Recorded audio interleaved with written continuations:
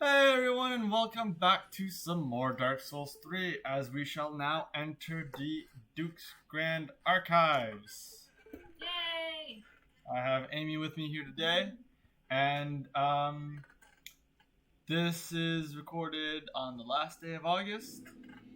And next recording, I will be in a totally different country at this point. Across the ocean. Yeah, I will go to Ireland. Holy tits! Okay, I'm not even quite sure what you're fighting. I'm fighting a Crystal Sage. I just want to see if I can one-shot her. Is she wearing the great big hat? Yes. Okay, I thought that the hat was something else. I'm not even sure what I thought it was, but it was something else. I see. Twinkling Lizard! Me! Oh, I missed. You shot again. Again. And you missed. I missed again. You know what? Wow. There we go. When things are very resistant to magic, sort to fire. Alright, now this is a very maze-like level. How did you not get killed by that? There we go. Oh no. Oh well, let's just get to the main entrance, which I cannot do anymore. And oh,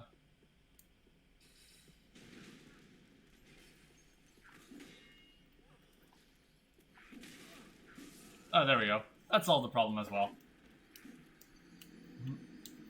Forget that I always have a third item in my inventory, so swapping through kind of is awkward. Yep. So there we go. I always have so much trouble with my inventory management in Dark Souls. I'm like frantically swapping through, going, where is my stuff? It's a lot worse in Dark Souls 1 when all you have is that. Oh! Well, hello there. Alright, so you're back at the main entrance. Let us equip. All you have is what? Oh, well, that's why I'm not doing nearly as much magic damage. Oh, I'm a nincompoop. I'm still on fire attunement. It's a lot clunkier in Dark Souls 1 as all you have is all you have is the. Alright, now change these to the dragon ones, as that is what I will be using for here. As all it is just like lines and lines and lines of items in inventory, with like no other like choices or context. Yeah. So it's really, really like hard to sift through everything, for lack of a better term.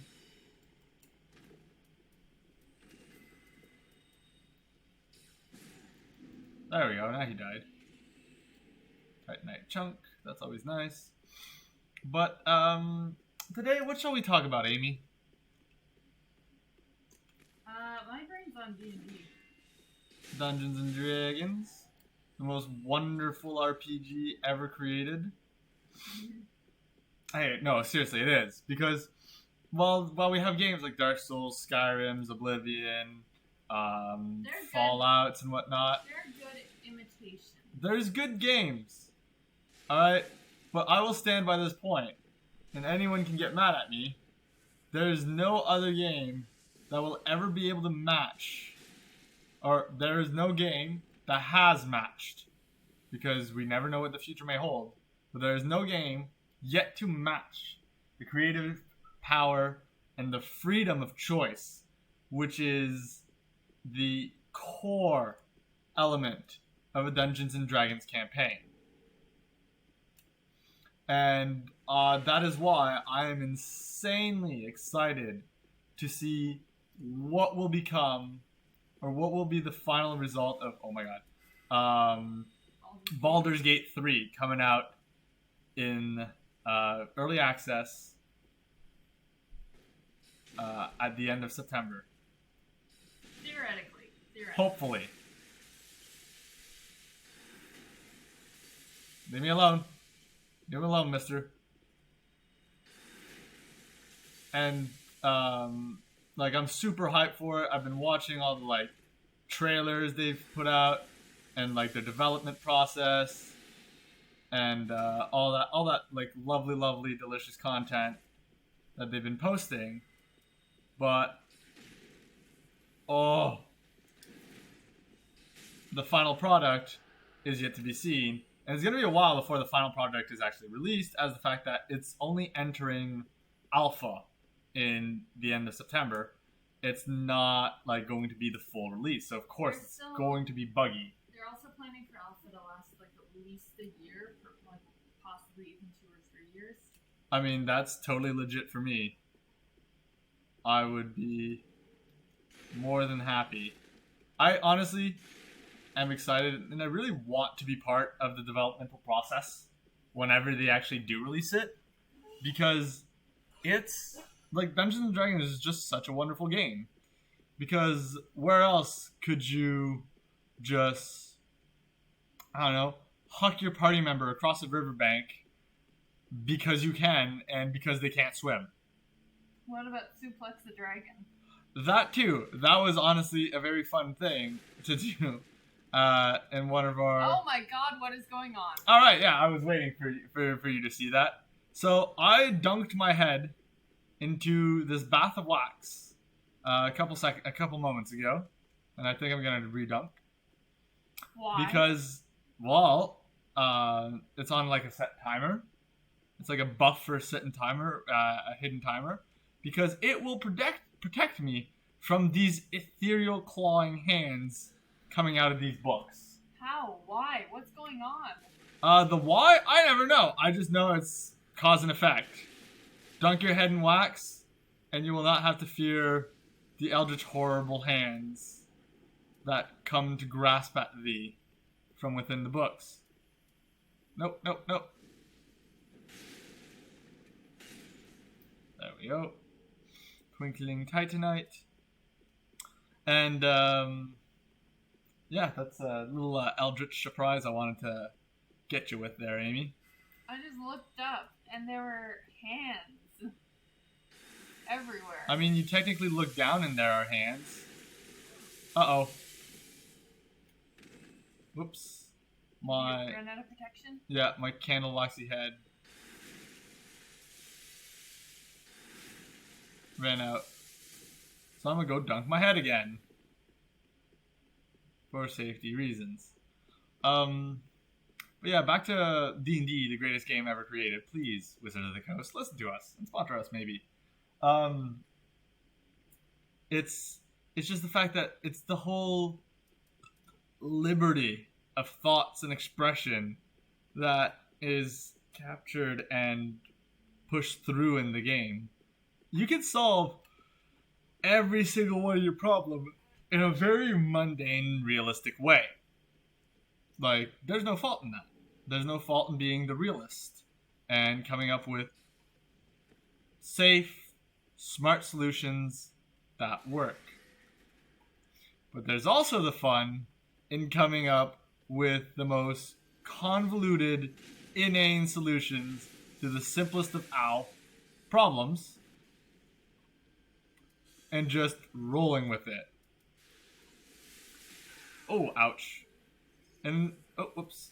And it's all, like, dependent on what your DM allows and whatnot. As, like, some DMs will be like, no, you're being too ridiculous, blah, blah, blah, you're not allowed to do this. Whereas others will just be like, alright, you want to do this? Explain to me how you're going to do it, and then off you pop into madness, for lack of a better term. And, it's a great and wonderful game to just play with friends. Yes, there's a lot of rules. Yes, it can be complicated. But you know what? The overall experience is what you want to, darn it, make of it. Alright, now let's let's edge over the safety. Return to magic. Buff.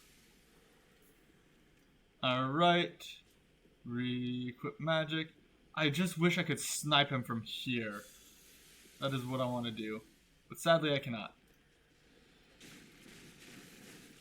go quick dagger status. And oh crap.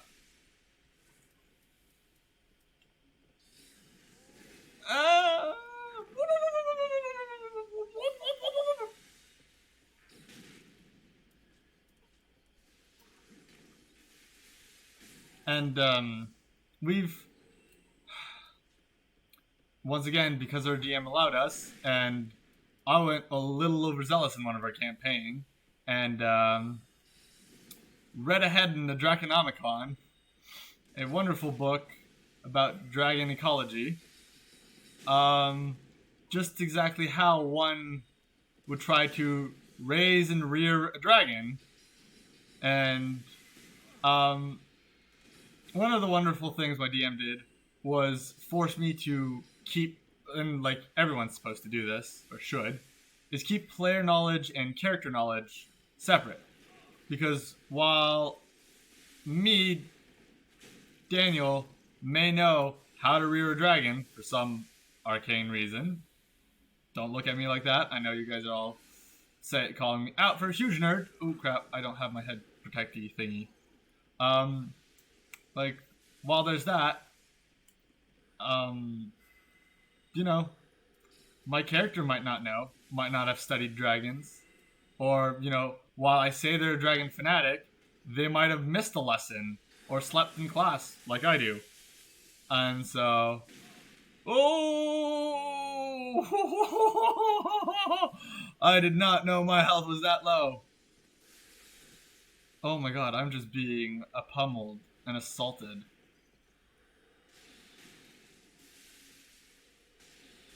Gotta be careful of every little thing, because every little thing is coming at me. Yeah, was I not down there? At some point? Roll through the scary, hit claws. Drop down in this. Ooh, grab that. Heal again. Last heals. Go all the way down the ladder. To safety. And, oh my god, as if that hit me. Let's go rest up. Because I am fatigued. I am out of healing. So, that was fast. Yay, the perks of having 0 health. Thank you, my friends. Thank you, my friends, for cursing this file. Okay, just in case the witch comes back, gonna want to do maximum damage. Oops, accidentally took that off. Da da da da da da.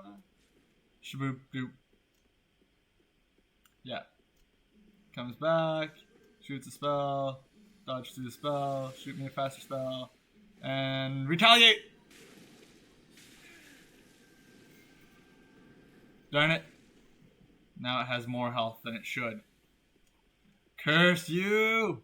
Wait, it gained health? No, it healed, but then like last time I got 2 hits off. This time, since I got hit myself, I staggered, and so I only got 1 hit off. Well, that's a good point. I should dunk my head in the wax to gain the powers.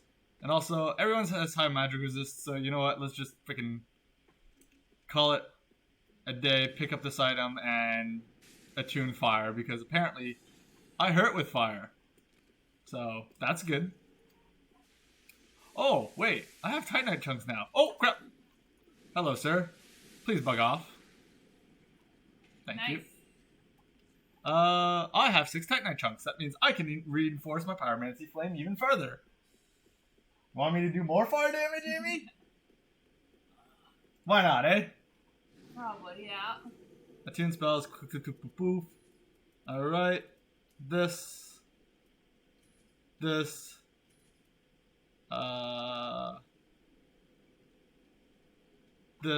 and I mean that's all I can equip. So wait, let's attune the Piddly Fireball and go to Firelink Shrine. You okay, Amy? You seem like you're melting.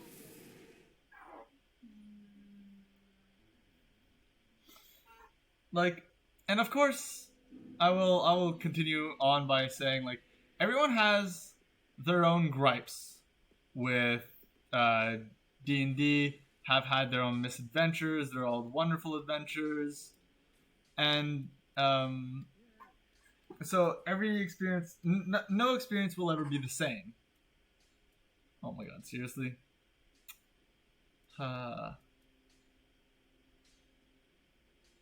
Ooh, that would be nice. That would also be nice, but I don't have enough, let's just buy everything. Have, the nice safety and conscious of that I won't lose too many souls. There, +8. So now my Pyromancy Flame is even stronger! Yay! Like, I've honestly had gripes, like tiny little nitpicks and whatnot about when I had tasted the freedom of creativity that version 3.5 of Dungeons and Dragons had. For within version 3.5, oh well, I died. Yeah, you did die a lot. Yeah. 0.5? No. Okay, so well, 3.5 is terrifying because thank you for reminding me. It's one. Let's start with one con of 3.5, just to balance out the books. All right. In 3.5, if ever your character hits -10 total HP, no matter how much like actual HP they start with, if they hit -10, they will permanently die. Just boom, game over, make a new character. That is terrifying. Especially when, for instance, you're a high-level character. The stakes are really high. Every combat against, like, much later enemies and bosses. Oh, I should really dunk my head. I keep forgetting. Like, big, massive hits and huge damage. And, the tide of a battle can be just decided in a few seconds. But then, say a boss will hit you for 50 HP. And say, because it's always rolls of the dice. So one turn with the same attack, he can hurt you 10 damage. But then the next turn, same attack, boss friggin' hits you for 100 and some. So that'd be like, they have 10d10 damage with that one attack. That's frankly terrifying. And it's the fact that if you had 40 HP and you thought you could tank the hit, and then it just did that wee bit over, that just 10 over, bang, character's permanently dead. But at that point, you do have your allies who'd have spells like True Resurrection and or Reincarnation. And Reincarnation is honestly one of the funnier spells, I believe, is the part of the arsenal, as you could just totally reincarnate your ally as a monster race, as a gnoll, for instance, one of those big hyena creatures. And to me, that's just kind of funny, of oh no, William, you died. Well, now we have a party mascot. Yay! But it's the whole game is dictated by your own lunacy.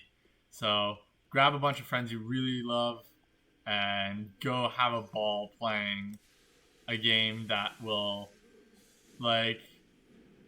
basically be dictated by how you want to play. Because good DMs and whatnot will foresee that, you enjoy this kind of campaign. For instance, no two D&D games are going to be alike unless, no, not even. Unless you literally had copy-pasted everyone and wiped their memories of the previous campaign. But even then, the rolls of the dice are always different. It's always a gamble. So, due to that, while one campaign can end in great success, or one encounter could be easy peasy lemon squeezy, we took care of that. The next session, or, another set of players, or just like, oh, reboot, try again, could just end in full-on disaster as, oh my gosh. I'm sorry, guys. I'm just getting annihilated by all these little pot shots and missiles, and having no health is really showing its toll here. But yeah, whereas, like, one time someone rolled a critical hit, and it saved the day, literally. Whereas, another time, someone, you guys just couldn't help but constantly roll ones, critical fails. And so, your entire session, or your entire encounter, went down the drain as you guys just couldn't damage anything. Yeah, Crystal Sage is dead. So, there's that whole, okay, Crystal Scroll just automatically gets added. Awesome. There's that whole, gamble and wonder and worry of roll of the dice, see what happens. See the outcome of, if everything's gonna go your way, or if the world is literally against you.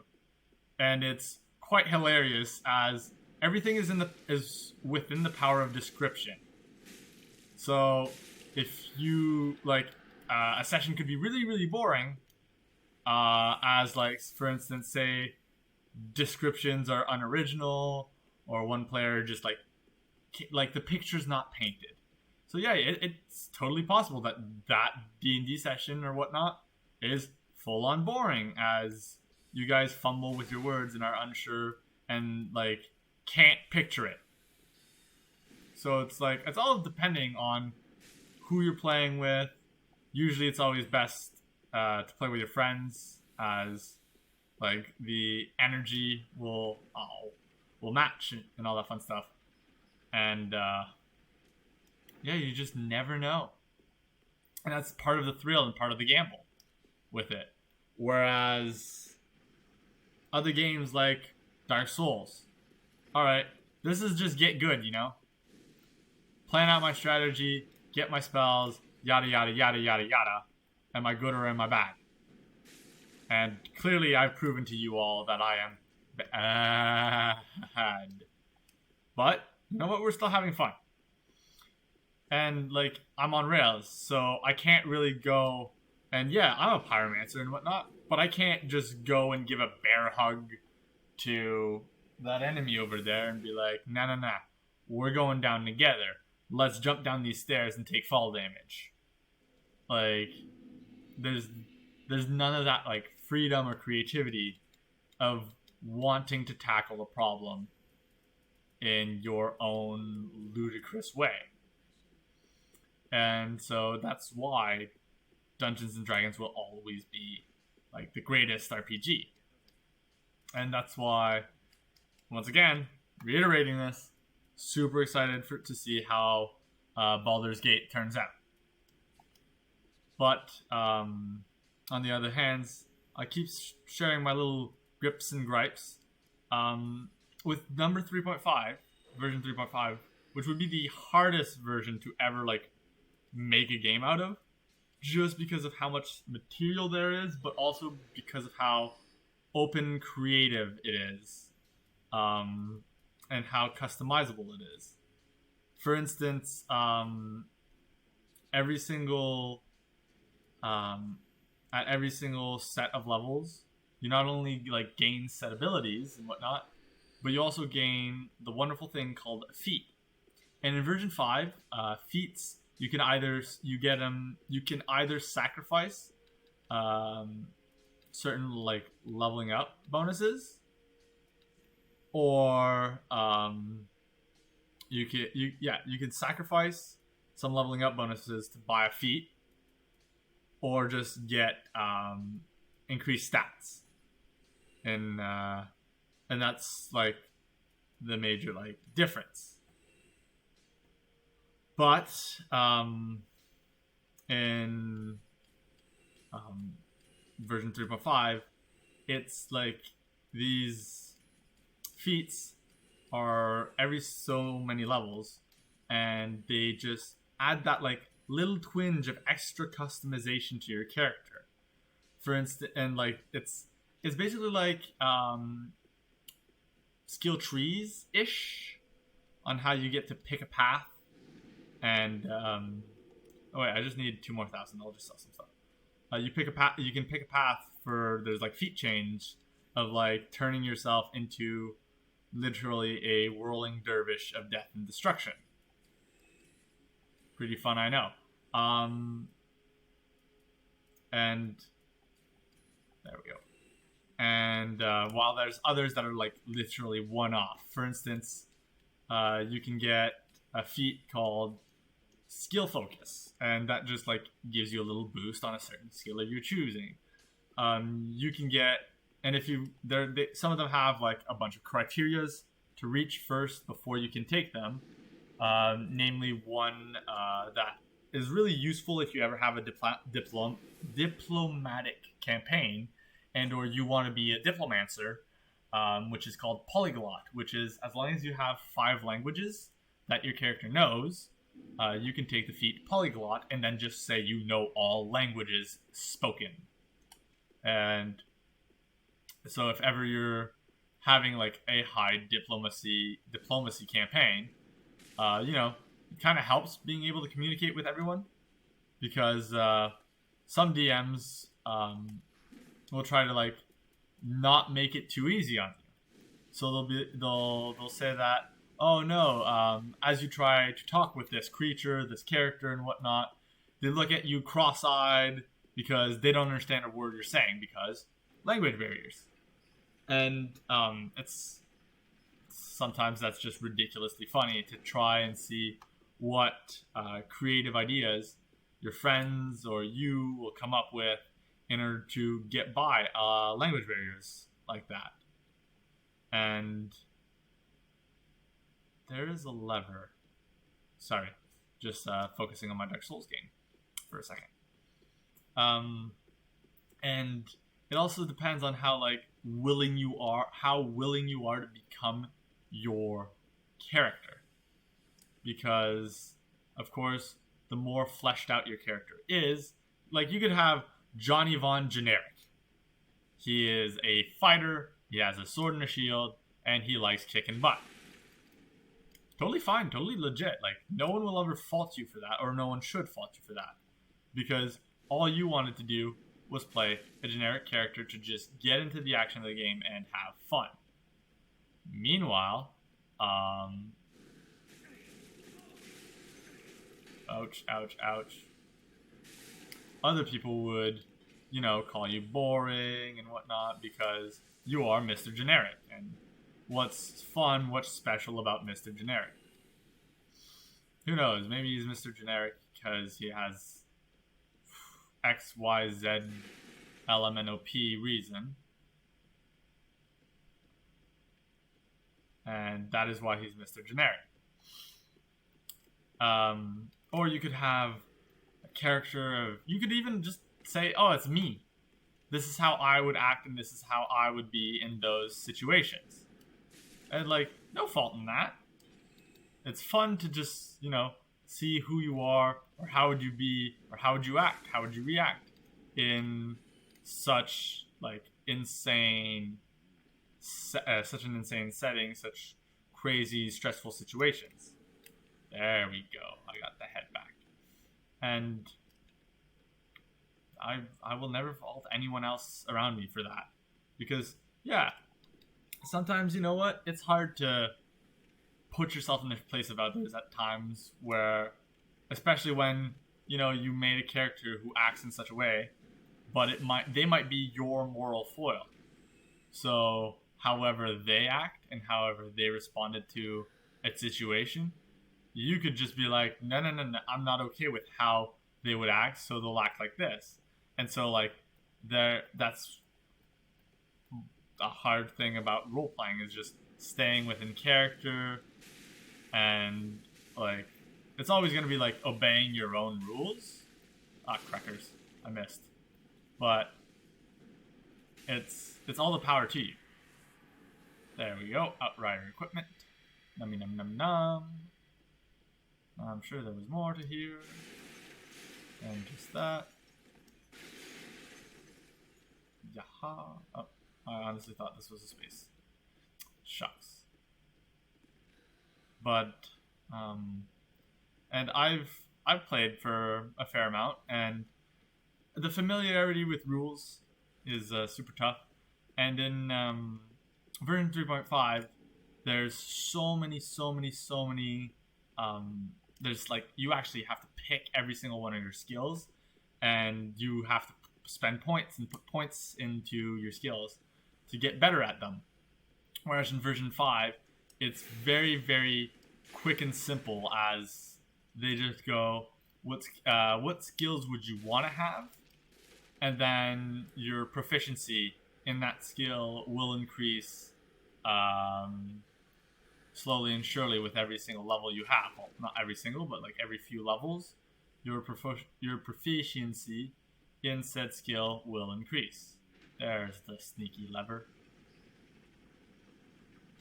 There's the scholar's ring. There we go. There's everything I want. So, with that, like, it's just much faster, much simpler to get into. You just worry of what you want at the beginning, and then that's what you have. Whereas in 3.5, you can customize. Like, you can have almost one skill point in every single rank. One rank in every single skill, just to give your character, like, diversity of, like, they're really good at this, but they can also do this, they can also do this, they can also do this, they can also do, like, they dabble in this and whatnot. And some feats and whatnot, like, synergize with your skills. For instance, one of them will make you gain more combat actions if you're riding a horse, or when you're riding a horse. And so, thanks to that, okay, that's not a mimic.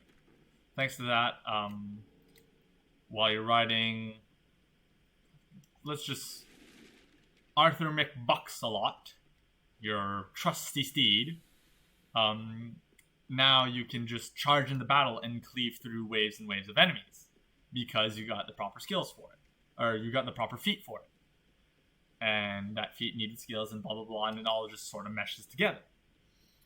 While on the other hand, you could have Sally loves to shoot arrows, loves to be your long range ranger character, who just perches up in a tree because she got good climb skill, and then shoots from afar and spots things because she has so many ranks in that skill. And then every time she shoots like 3 arrows at once, and just turns your woefully underprepared enemies into pincushions. And it's just totally legit and totally, like, hilarious to just... Sometimes it gives you that little power fantasy as you encounter a problem that your DM set up very carefully, very meticulously, and just power trip through it. And funny, satisfying, you name it. But there's also the other side of the coin where it's fun to have a flawed character. It's fun to be, like, struggling and grow as a person, an individual, learn your limits and capabilities, and not get, like, too ahead of yourself.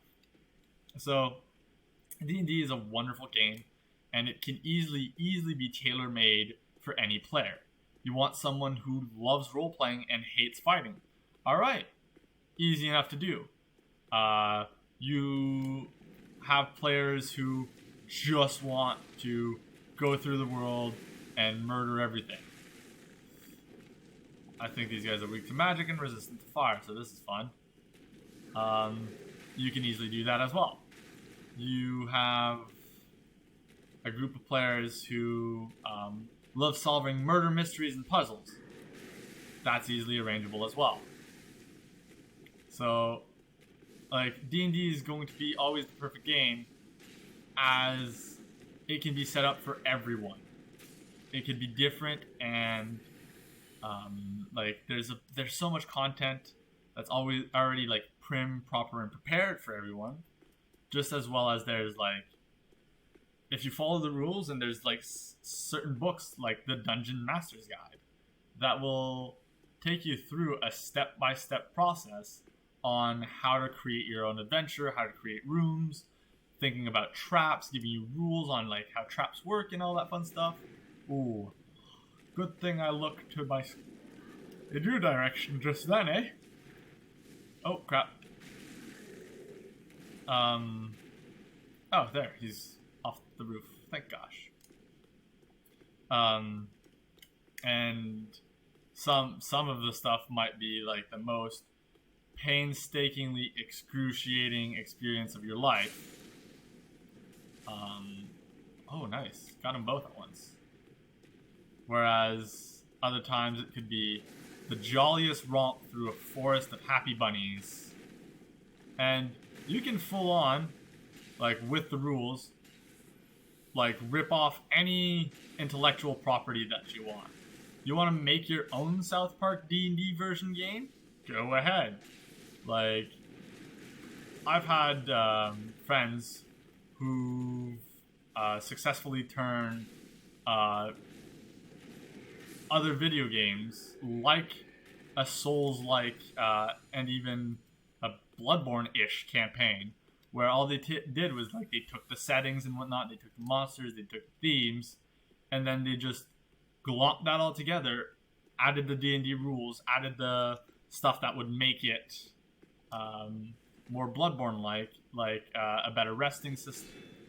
Aww. Thank you, sir. Easier rests and whatnot. And just with that, here you go. Like, we now have a Bloodborne campaign. We now play roll the dice. Okay. You are still following me, sir. And you have a friend. So let us go this way. Grab this. Oh, nice. That'll be nice. That is nice. That is very nice. Kick this down. And run away. Because we are mage. We are the magus. We are the cowards. But you know what? The cowards survive. And my girlfriend is passed out. So she's cute. But yeah, that's like the wonderful thing of Dungeons and Dragons. Is any single experience you want to play, you can play.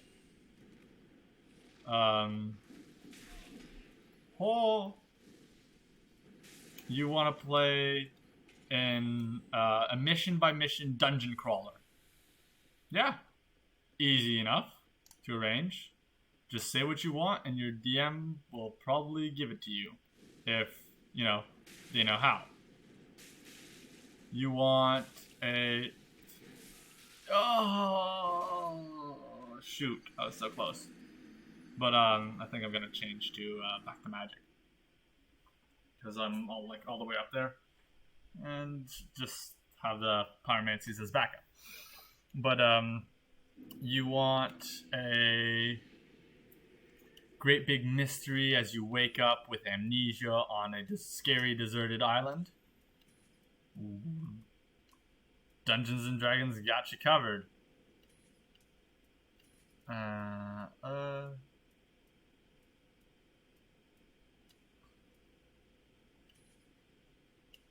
there we go. You want a love interest and love intrigue with your two favorite characters. Pfft, easy enough. Like Pshaw, Sir Pshaw. Uh-oh. That did not kill him. Oh, I know why. Da da da da da. Da da da da da da. Da da da da da. Da da da da. Oh, seriously, camera? There goes 70,000 souls. There goes a level. So yeah, a few gripes that I have with version 5 is in simplifying it for every other player, they took off the insane amount of customization you can do. So, like, there is still a lot, okay? I'm not denying that. there's still a lot you can like customize and create in Dungeons and Dragons. The thing is, it's nowhere near the ridiculous level of version 3.5 because and like I'll always use this as my like token example. In version 5, if you want to disarm someone, you have to be a fighter. Whereas in version 3.5, everyone can do everything. Your fighter can disarm enemies, just like your mage can, just like your ranger can, just like your paladin can. And it's that little distinction that everyone can do everything in Dungeons and Dragons 3.5, which makes it all that more magical. Sure, your wizard is going to be crap at disarming enemies. Like, don't get me wrong, because he doesn't have like the proper stats to do it. But that doesn't stop him from doing it or trying. Like, that's not the limiting factor. Whereas in version 5, only your fighter, if he picks a certain specialization tree, can disarm. So it's that not all the options to solve your problem are available. Like, because while in 3.5, you could have an entire campaign based on just restraining and being pro wrestlers suplexing enemies into submission. Trust me, it's legit.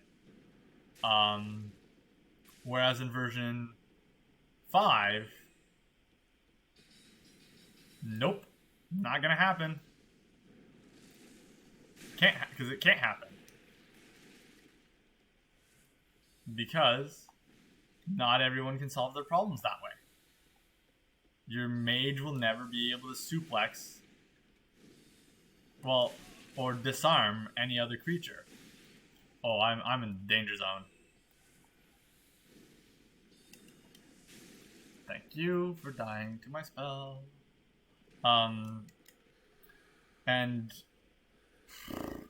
I still remember I had a barbarian. Where did I die? Who did I die to? Oh, I died to him. I had a barbarian in my version, in a little test campaign. Okay, there. Still have the Dagger. I had a barbarian. And we were testing out just if we were able to think up, not necessarily enemy tactics, but technically enemy tactics on how we ended up having a cage match for like glory gladiatorial combat against a not juvenile but young black dragon. Oh, also dragons have like a lot more different age groups, which, you know, kind of cool. So yeah, we were fighting. We were like in a glitz pit sort of thing. Not Tournament of Champion, but that sort of genre for our little thing. And we were flexing like how descriptive we are with our actions and practicing giving like grandiose, like more than just like a few sentences of like, oh, my barbarian goes up and wallops this thing. It's like, no. My barbarian takes his like heavy cudgel that he's had, heavy cudgel, and then just tries to flatten the dragon with it. Ow. That's not fair. And that's not fair. Oh, there we go. That's one down.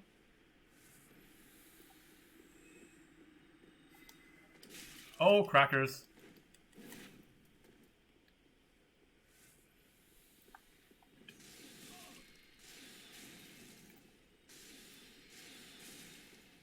No matter how much you heal, you cannot heal enough. Whew. But I can shoot around?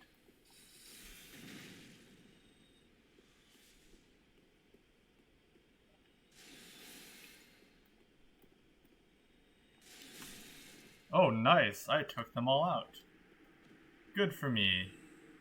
And I do believe that the Sage's Crystal Staff is much better than my current staff. I'm not actually sure. But you know what? Amy seems to have regained consciousness. Nope, never mind. I'm totally wrong. Man, I could have had 2 levels out of this. Shucks my gucks my nuts. What? There we go. Welcome back to the land of the living. Yeah, we were having a cage match, fighting a young dragon, and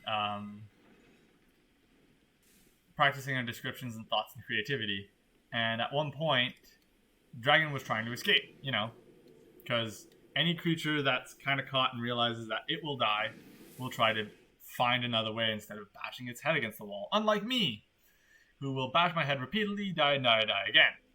Because in Dungeons and Dragons, life is precious. Whereas, you know, Dark Souls, not so much. You always come back. Alright, 10 more levels, by the way.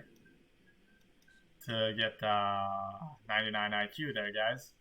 So, with that in mind, it was trying to flee. And it was trying to get out of the cage to, you know, no longer suffer our barrage of attacks. Oh, it's scales for this one. Okay, cool. Doop-a-doop-a-doo. I need more souls.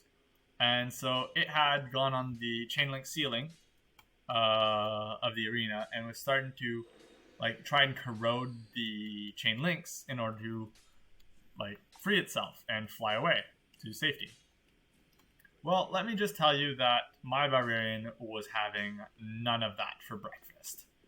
He climbed up the dirt walls into, like, he climbed the walls and he climbed the chain link fence and started monkey barring towards the dragon until he ultimately caught up to it, grabbed it by, like latched onto its back, and then let himself drop.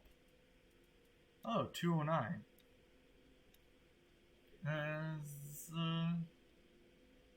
Crystal spheres devour the will of the user and staff increases exposure to skills.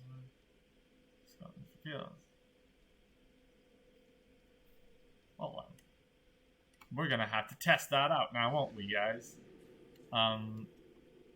So yeah, and leaped onto its back, just let himself drop, and the best I could describe it is, if you guys have ever seen the Pokemon series, when Charizard does a seismic toss around the world and then just diving both headfirst into the ground, him and his poor victim. That is what my barbarian did. And it was absolutely satisfying.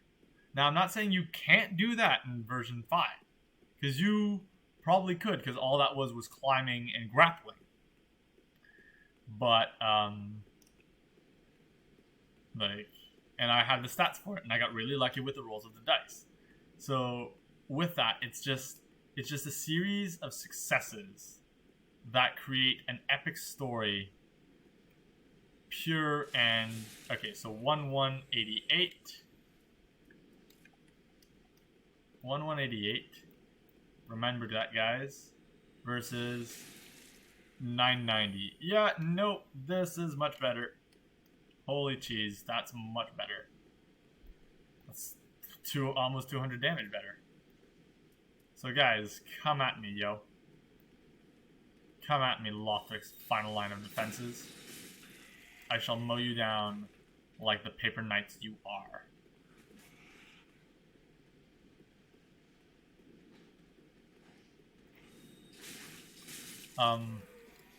It's just my little gripple that say, oh shucks, there was another one. Say if I was, oh wow, there's a lot more guys. It's just my little gripple that and I think it's because I've so hyped this idea in my head that I want to create I want to create a wonderful, wonderful paladin of mercy type character. A paladin who refuses to wield. Oh shit! I should really start paying attention and or go to bed. Wow, my gosh. A paladin that refuses to wield a weapon in battle due to tragic backstory, because nothing's more fun than having a tragic backstory. But I will honestly say, on the other hand, having a very simple backstory and having that lovely contrast of like happy-go-lucky character embarking on insane mission of fate, really, really tasty contrast there as well. But no, having this paladin who refuses to wield a weapon in any shape or form for XYZ reason, and just escorting a party of friends, acting somewhat as a healer, but also as a way to debuff enemies by disarming them, disarming any single enemy that they encounter, and just why did that do less damage? Oh yeah, because it's these guys that got killed in 2 shots. Oh my gosh. Every combat in this is hair-raising and... whew.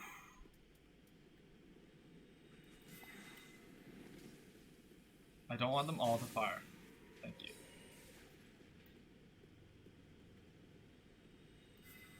These spells are starting to cost a little bit much.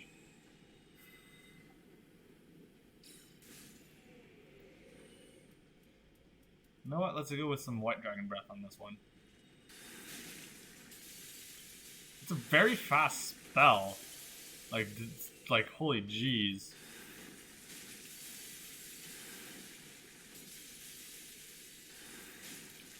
With apparently an insane reach. I didn't think it went that far.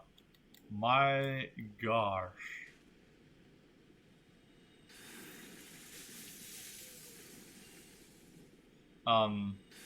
Yeah, their whole thing for that character is that they refuse to wield a weapon.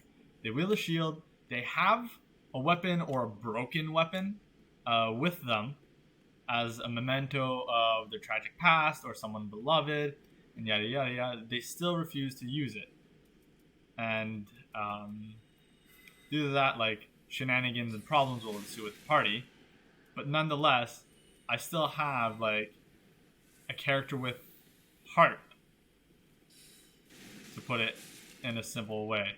Oops, didn't want to cast that. Wanted to cast this combo one last time.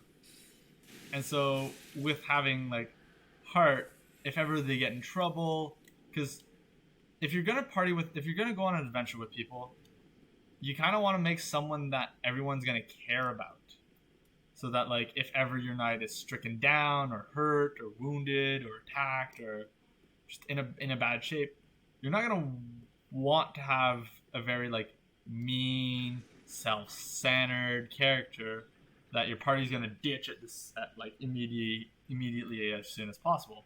And those are like what I sometimes refer to like edgelords, who are like just dark and like mysterious and like, oh, I can do it on my own. And then there's like, there feels that there's no merit to actually working with them and banding together as allies. They're just there with you because they have to, or some other arbitrary reason. And like that's why I love making characters that just want to go with everyone and everyone wants to have them there.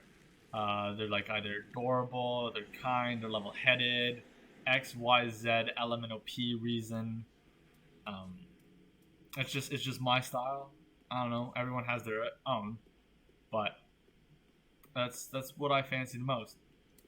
And like thanks to D&D, like I can flesh out these characters, I can create them to my heart's content, and people and like share happy stories and misadventures with others as like, and sadly couldn't make that Paladin of Mercy in version 5 though.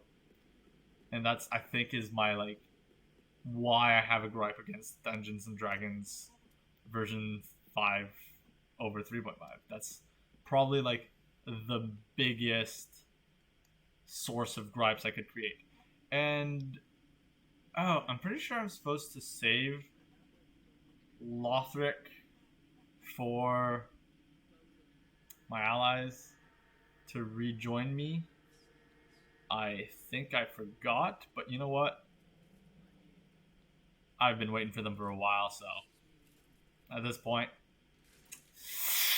Ooh, and I also like repost all my videos on YouTube, all my recordings and whatnot for stream because, hey, I shouldn't really punish you for missing it, kind of thing. And not everyone likes to watch on Twitch. So that's why I will always like repost on YouTube just for